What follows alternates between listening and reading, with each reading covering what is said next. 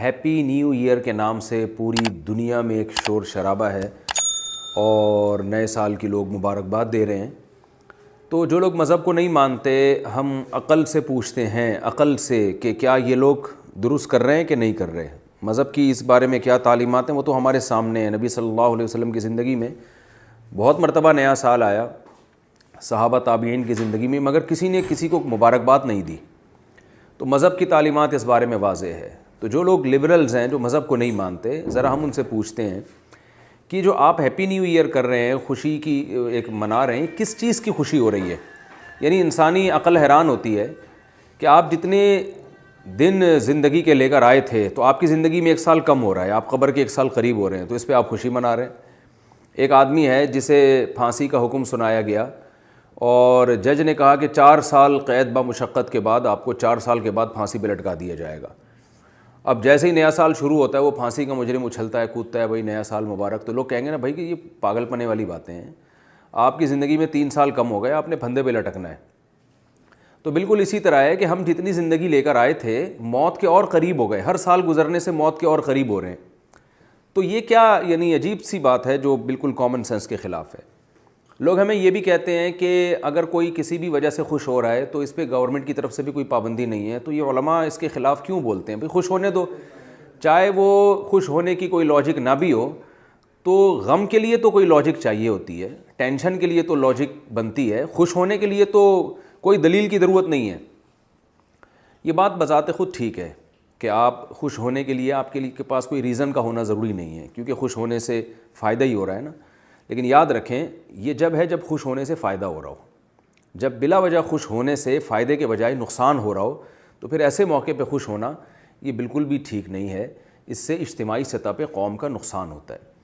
نئے سال کی خوشی منانے میں نقصان یہ ہو رہا ہے کہ آپ موت کے قریب ہوتے چلے جا رہے ہیں، آپ کی ذمہ داریاں بڑھتی چلی جا رہی ہیں، تو آپ اگر افسوس کرتے نا جو اب تک ماضی آپ کا گزرا ہے، اس افسوس سے اس بات کا چانس تھا کہ شاید اگلا سال آپ کا بہتر ہو جائے۔ یعنی آپ نے جو زندگی کے چند سال گزار دیے، اس میں آپ اپنی خامیوں کو تلاش کریں اور دیکھیں کہ کیا کیا ایسی چیزیں ہیں جو ہم سے غلط ہوئی ہیں، تو اس پر آپ ندامت کے آنسو بہائیں۔ ندامت کے آنسو بہانے سے فائدہ یہ ہوگا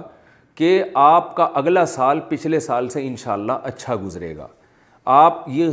اس خوف سے کہ میں موت کے قریب ہو گیا ہوں، اپنے آپ کو سدھارنے کی کوشش کریں گے۔ لیکن ہمارے ہاں جس طرح سے نئے سال منایا جاتا ہے، اس سے انسان اچھے کاموں سے دور ہوتا ہے، اچھے کاموں کے قریب نہیں ہوتا۔ شراب، کباب اور میوزک اور جو کچھ ہو رہا ہے ساری دنیا کے سامنے، اس سے انسان غفلت کے پردے اور زیادہ پڑ جاتے ہیں انسان کے اوپر۔ جتنا آپ کے طبیعت میں عیاشی بڑھے گی، آپ موت سے غافل ہوں گے، اور موت واحد ایک ایسی چیز ہے جو انسان کو اچھے کاموں کی طرف لے کر آتی ہے۔ کیونکہ اگر آج یہ اعلان ہو جائے کہ موت نہیں ہے، تو لوگ اس دنیا ہی کو اصل سمجھنا شروع کر دیں گے، اور اس دنیا میں ہر طرح کے جو ہے وہ عیش و عشرت کی کوشش کریں گے، کیونکہ وہ ان کو یقین ہو جائے گا کہ مرنا نہیں ہے۔ تو موت ایک ایسی چیز ہے جو انسان کو اچھے عمل کے لیے موٹیویٹ کرتی ہے کہ ہم کچھ کر کے جائیں، یہاں ہم نے ہمیشہ رہنا نہیں ہے، تو کچھ ایسا کر کے جائیں کہ لوگ ہمیں یاد کریں کہ کچھ اچھا کر کے گیا یہ۔ اس کے لیے آپ کو نادم ہونا ضروری ہے کہ آپ آج کے دن ندامت کریں کہ میں نے پچھلے سال، میرا 1 سال اور گزر گیا، اس سے پہلے اور گزر گیا، کسی کے 20 سال، کسی کے 30 سال، کسی کے 40 سال گزر گئے، تو ان 40 سالوں میں نے کیا کیا ہے۔ اگر اچھا کیا ہے تو اس فکر میں لگ جائیں کہ اگلا اور زیادہ اچھا ہو، اور اس اچھے پہ اللہ کا شکر ادا کریں، بجائے ایک دوسرے کو ہیپی نیو ایئر کہنے کے اللہ کا شکر ادا کریں کہ اللہ پچھلا سال میرا بہت اچھا گزرا، مجھ سے یہ تو نے انسانیت کی خدمت لی، اتنے غریبوں کے میں نے، جو گھروں میں جن کے چولہے نہیں جلتے تھے میں نے ان گھروں کے چولہے جلا دیے، اتنی بیوہ، اتنی یتیم بیوہ عورتوں کو سہارا دیا، اتنے یتیم بچوں کے کھلانے کا انتظام کیا، اللہ میں نے بہت کچھ اچھا کیا ہے، یہ سال بہت اچھا گزرا، اب میں تجھ سے دعا کرتا ہوں اگلا اس سے بھی اچھا گزرے۔ تو اگر ایسا آپ کا گزرا ہے، اور اگر بھائی ایسا کچھ نہیں ہوا ہے، تو ندامت ہونی چاہیے کہ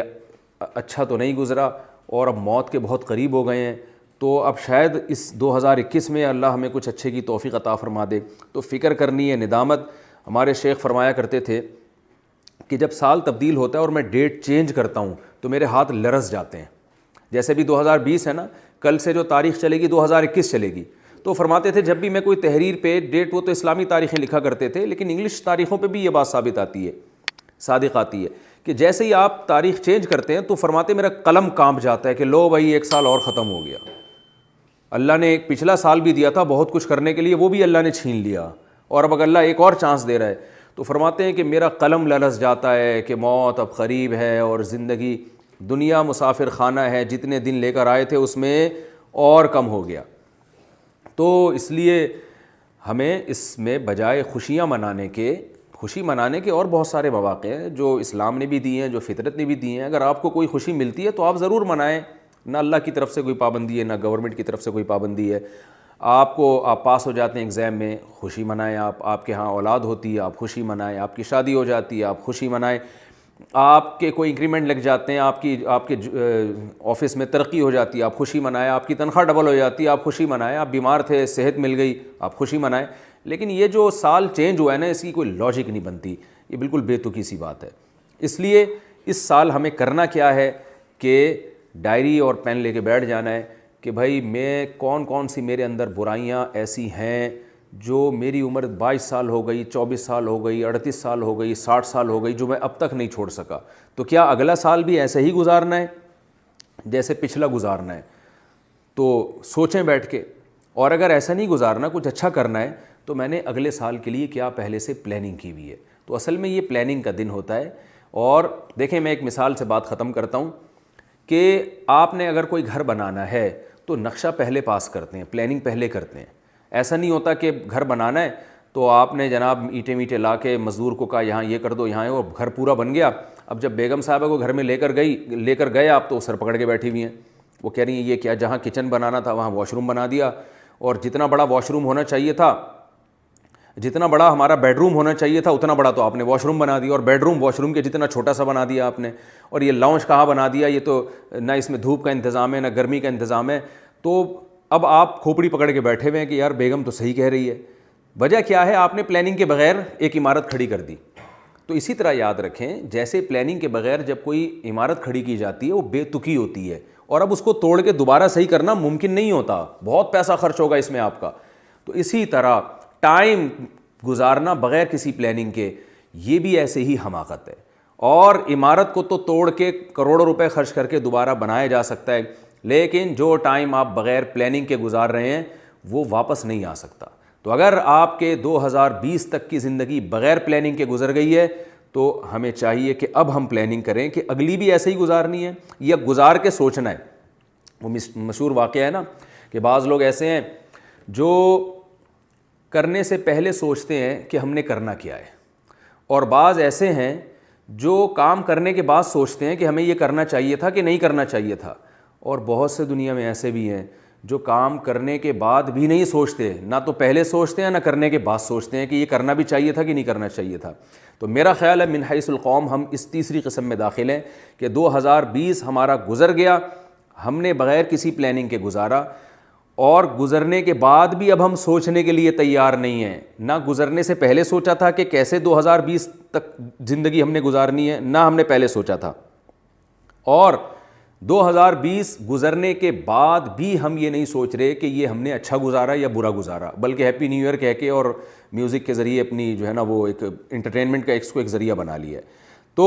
نہ کام کرنے سے پہلے سوچ رہے ہیں، نہ کام کرنے کے بعد سوچ رہے ہیں، تو یہ انتہائی درجے کی حماقت ہے۔ تو آج بیٹھ کے سوچ لیں کہ ہم نے جو ماضی میں کیا اچھا کیا برا کیا، اگر اچھا کیا تو اس کو آگے کنٹینیو رکھنے کی پلاننگ کر لیں، اگر برا کیا ہے تو ابھی سے پلاننگ کریں، اس برائی کو دوبارہ اپنی زندگی میں نہیں لانا، نکالنا ہے۔ کیسے نکالنا ہے؟ اس کے لیے آپ